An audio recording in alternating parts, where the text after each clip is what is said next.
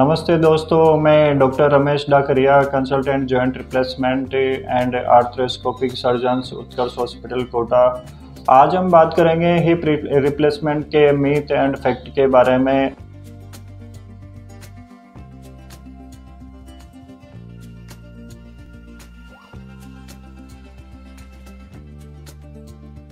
दोस्तों, आज भी हिप रिप्लेसमेंट सर्जरी के बारे में कई डाउट होते हैं। बहुत सारे पेशेंट ये सोचते हैं कि मेरा अगर हिप रिप्लेसमेंट किया गया तो मैं चल पाऊंगा या नहीं चल पाऊंगा, कितने टाइम तक मेरा हिप रिप्लेसमेंट सर्जरी चलेगी, मैं नीचे बैठ पाऊंगा या नहीं बैठ पाऊंगा।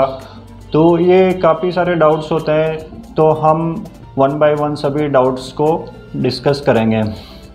हिप रिप्लेसमेंट सर्जरी के बारे में जो फर्स्ट डाउट है ये होता है कि मेरा hip replacement surgery long term के लिए नहीं होगी और इसके बाद में मेरे को दोबारा ऑपरेशन करवाना पड़ेगा।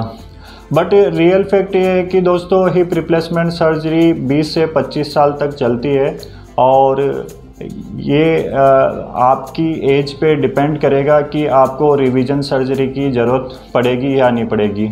अगर आपकी एज बहुत कम है, जैसे कि 30 साल है, 35 साल है, तो उस केसेज में हिप रिप्लेसमेंट दोबारा करवाने की ज़रूरत पड़ सकती है। दूसरा जो डाउट है हिप रिप्लेसमेंट सर्जरी के बारे में वो है कि मेरे को हिप रिप्लेसमेंट सर्जरी के बाद में कितना बेड रेस्ट करना पड़ेगा। बहुत सारे पेशेंट्स ये सोचते हैं कि मेरे को लंबे टाइम तक बेड रेस्ट करना पड़ेगा।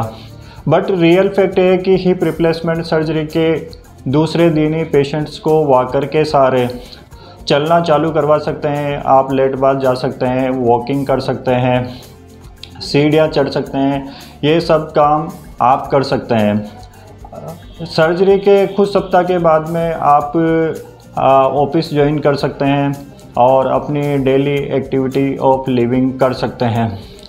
हिप रिप्लेसमेंट के बारे में जो तीसरा डाउट है वो है कि मेरी एज कम है या मेरी एज बहुत ज़्यादा है तो मेरा हिप रिप्लेसमेंट नहीं होगा। बट रियल फैक्ट ये है कि दोस्तों की एज का कोई मैटर नहीं होता हिप रिप्लेसमेंट सर्जरी के बारे में।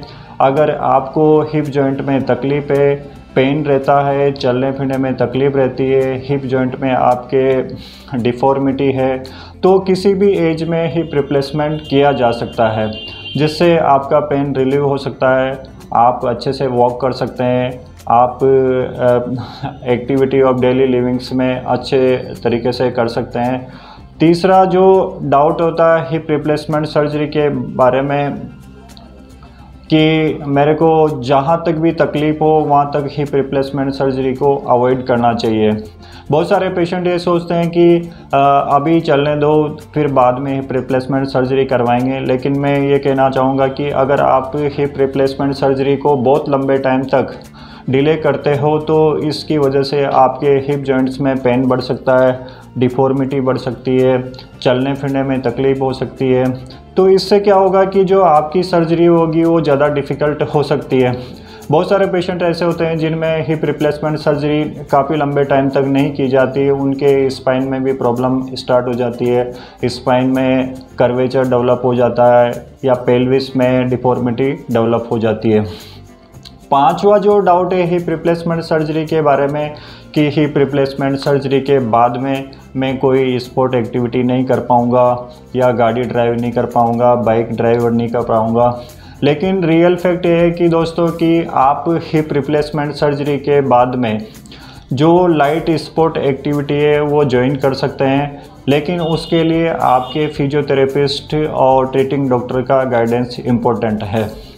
इसके अलावा आप 4 व्हीलर ड्राइव कर सकते हैं, 2 व्हीलर ड्राइव कर सकते हैं और आप अपनी नॉर्मल सभी एक्टिविटी कर सकते हैं।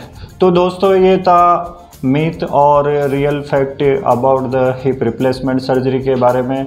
अगर आपको भी हिप रिप्लेसमेंट सर्जरी के बारे में कुछ पूछना है या आपके हिप जॉइंट्स में कोई प्रॉब्लम है तो आप हमारे नीचे दिए गए व्हाट्सएप नंबर पे अपनी रिपोर्ट भेज सकते हैं और हमसे दिए हुए नंबर पे आप संपर्क कर सकते हैं, जिससे आपको एक बेहतर सलाह और इलाज मिल सके। धन्यवाद दोस्तों।